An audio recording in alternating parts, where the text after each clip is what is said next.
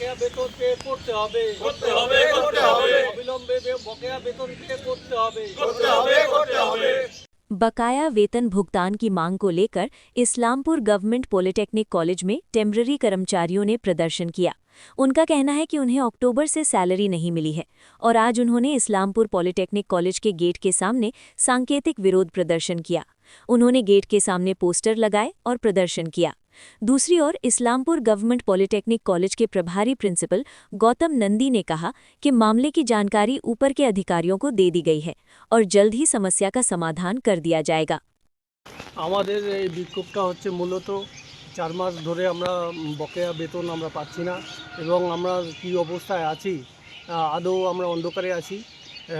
বিষয়টা যাতে ঊর্ধ্বতন কর্তৃপক্ষের কাছে যায় তার জন্য আমরা এই অবস্থানে বসছি। কবে থেকে বেতন পাচ্ছেন না আপনারা? আমরা বিগত 4 মাস হয়ে গেল।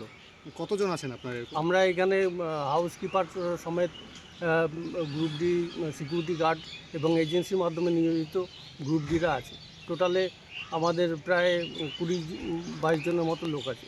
বিষয়টা ঊর্ধ্বতন কর্তৃপক্ষকে জানিয়েছেন?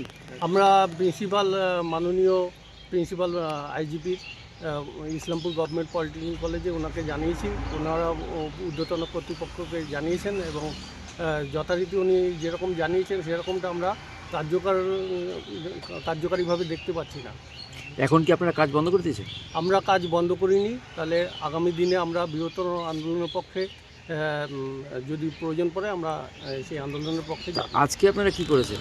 আমরা 11টা থেকে 12টা পর্যন্ত প্রতীকী একটা অবস্থান বিক্ষোভের মধ্য দিয়ে সরকারের দৃষ্টি আকর্ষণ করতে যাচ্ছি। কি চাইছেন আপনারা এখন? আমরা বকেয়া বেতন এবং ইএসআই এবং আগামী দিনে যাতে আমাদের বেতন বৃদ্ধি হয় তার দাবিতে আমরা এই অবস্থানে বসছি। কত বেতন মানে কি কবে থেকে বেতন পাচ্ছেন না? আমরা বেতন পাচ্ছি না প্রায় অক্টোবর মাস থেকে আমরা এখনও পর্যন্ত, আজকে জানুয়ারি মাস শেষ হয়ে গেল, আমরা বেতন এখনও পর্যন্ত আমরা বেতনের কোনো খবর পাইনি। কী নাম আপনি? আমার নাম Dipankar Sen, agency group D staff. স্টাফেরা আজ বিক্ষোভ দেখাচ্ছেন, কি বলবেন? দেখুন, প্রথমে একটা জিনিস বলি যে যেই সকল স্টাফেরা মানে আজকে বিক্ষোভ দেখাচ্ছে, অ্যাকচুয়ালি এরা হচ্ছে আউটসোর্স এজেন্সি স্টাফ, মানে সরাসরি গভর্নমেন্টের কোনো স্টাফ নয়, এরা আউটসোর্স এজেন্সি স্টাফ। এবং গভর্নমেন্টের সাথে আউটসোর্স এজেন্সির কিছু টার্মস অ্যান্ড কন্ডিশন থাকে যার ভিত্তিতে এরা ডিপ্লয় করা হয়েছে পশ্চিমবঙ্গের সমস্ত কলেজেই। এবং তাদের এই চাকরিগত সুযোগ সুবিধের ব্যাপারে তারা একটা ডেপুটেশন আমাকে দিয়েছে এবং মোরওভার তাদের যে সমস্যাটা বর্তমানে চলছে যে তারা দীর্ঘদিন ধরে স্যালারি পাচ্ছে না, সেই সংক্রান্ত বিষয়ে একটা ডেপুটেশন দিয়েছে। সেই কারণেই তারা আজকে একটা বিক্ষোভ প্রদর্শন বা অবস্থান বিক্ষোভ করছে। আজকে তারা আমাকে জানিয়েছে যে আজকে ওদের একটা প্রতিবাদ স্বরূপ এরকম একটা অবস্থান বিক্ষোভ চলছে।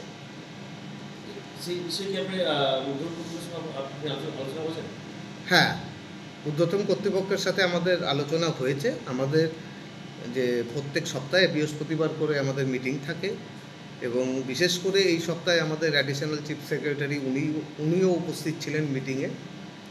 সরকার অবগত আছে বিষয়টি। এবার দেখুন, কিছু জিনিসের তো কতগুলো পদ্ধতিগত দিক থাকে।